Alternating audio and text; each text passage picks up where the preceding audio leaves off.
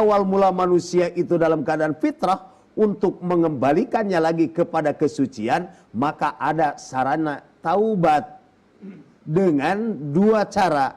Satu, perintah untuk beristighfar. Dua, perintah untuk bertaubat. Kalau istighfar itu sendiri memohon ampun ya, Pak Kiai ya? Ya. Jadi kalau istighfar itu akar katanya kan ghafara. Artinya maaf. Kalau pakai ditambah hamzah, sin dan ta, jadi istighfar. Ada sebuah tuntutan.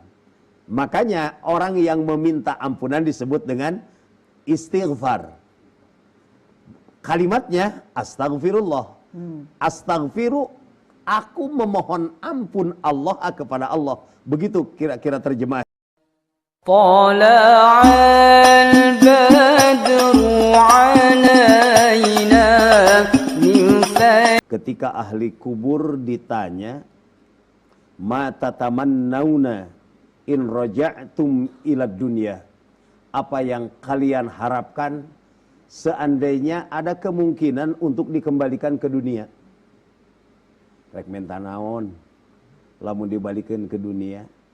Mereka menjawab, natamannauna ayyadraka syahra Ramadan walau yauman.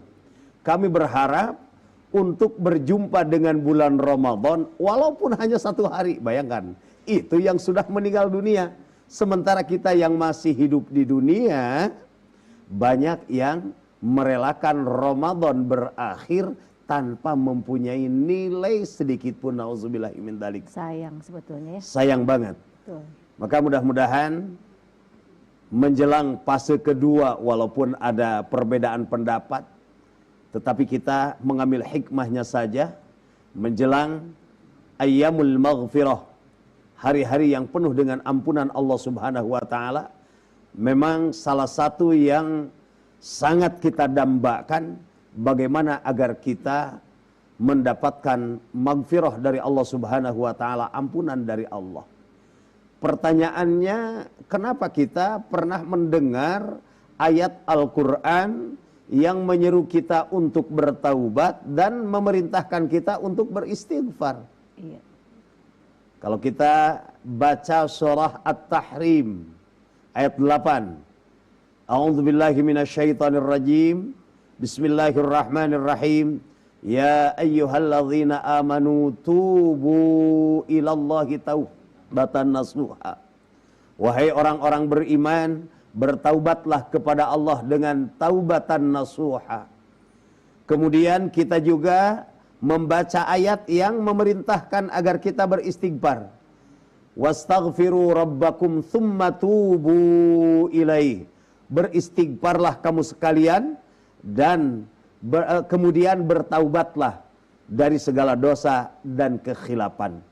Pada dasarnya manusia diciptakan dalam keadaan fitrah.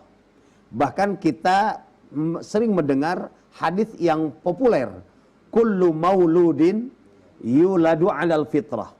Manusia itu dilahirkan ke dunia dalam keadaan fitrah. Satu, membawa fitratul Islam, membawa fitrah, potensi keislaman. Yang kedua, yang dimaksud dengan yuladu 'alal fitrah, manusia lahir tidak membawa setitik pun dosa dan noda. Maka di dalam Islam tidak dikenal adanya dosa keturunan. Walaupun orang tuanya al-asin, orang yang banyak maksiat, maka bayi yang lahir walaupun hasil hubungan maksiat, maka anaknya tidak terbawa maksiat walaupun terdampak dengan maksiat orang tuanya. Jadi bersih saja sudah ya? Bersih, tidak tapi ada. terdampak. Ah. Minimal ada label-label sosial yang tidak menyenangkan untuk anaknya. Adapun di hadapan Allah, dia itu bersih, tidak ada sedikit pun dosa. Kemudian beranjak dewasa, masuk akil balik, datanglah tugas seorang hamba. Kita mafhum apa yang difirmankan Allah, wa ma khalaqtul jinna wal insa illa liya'budun.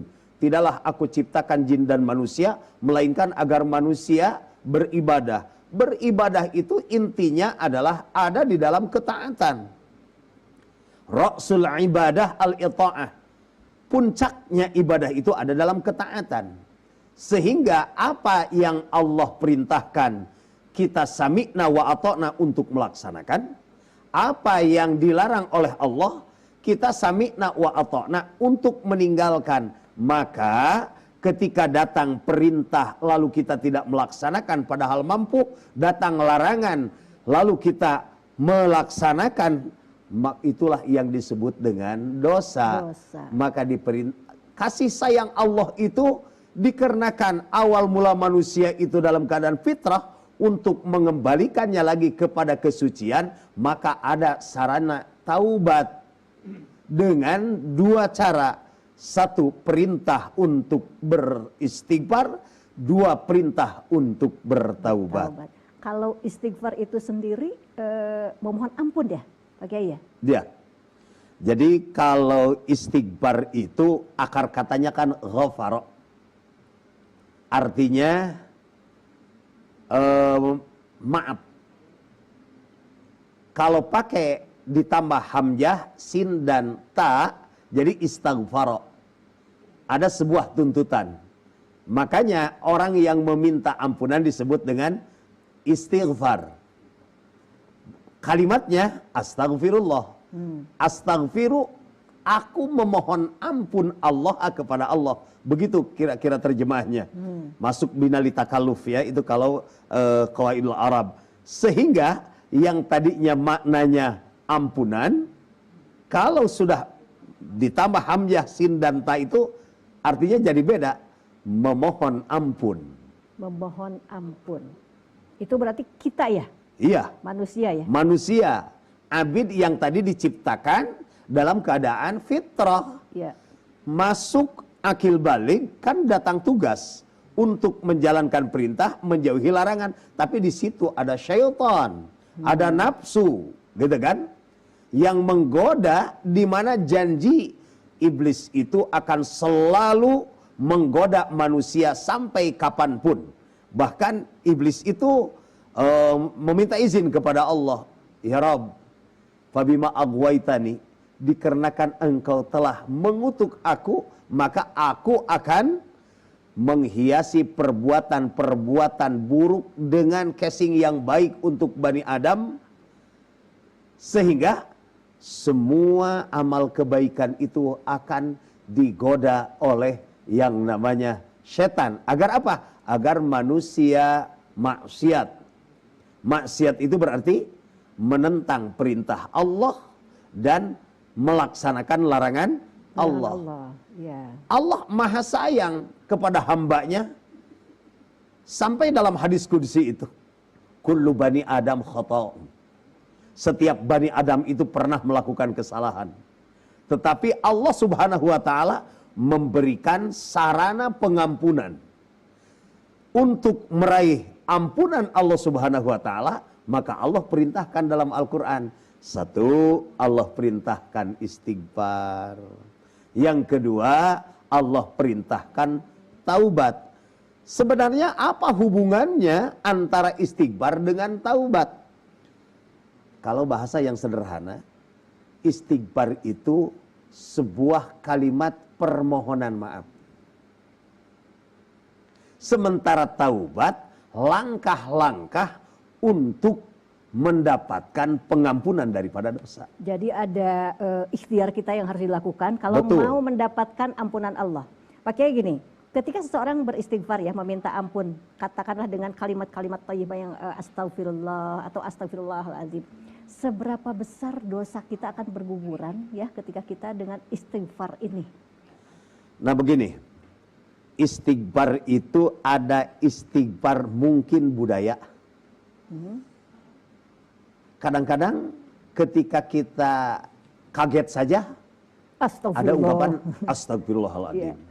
Harga-harga sembako mahal, kita juga astagfirullahaladzim. Pas menjelang lebaran, tiket gak kebagian juga, astagfirullahaladzim. Itu masih mending. Tetapi kalau kita lihat, istighfar yang akan menjadi sarana pengampunan, yaitu apa yang difirmankan Allah di dalam surah Ali Imran ayat 135. A'udzubillahi minasyaitonirrajim. Bismillahirrahmanirrahim. Ini sedang menjelaskan sifat orang takwa, di antaranya walladzina idza fa'alu fahishatan. Orang-orang yang melakukan fahisyah, kejahatan, au zalamu anfusahum, atau berbuat aniaya terhadap dirinya. Makanya dalam dosa itu ada istilah fahisyah, ada istilah zalamu anfusahum. Kalau fahisyah, para ulama mengartikan dosa yang bisa merugikan orang lain, itu termasuk fahisyah. Dan dosa yang merugikan diri sendiri, itu namanya zalamu anfusahum. Jadi jangan merasa bangga. Seringkali kita mendengar ada ungkapan begini, ya mau sholat gak sholat, puasa gak puasa, yang penting kita tidak merugikan orang. Ya, itu kayaknya kalimat itu kalimat yang benar, padahal sesuatu yang harus diluruskan itu. Karena dosa itu bukan hanya merugikan orang lain, merugikan diri sendiri saja itu sudah termasuk dosa. Baik.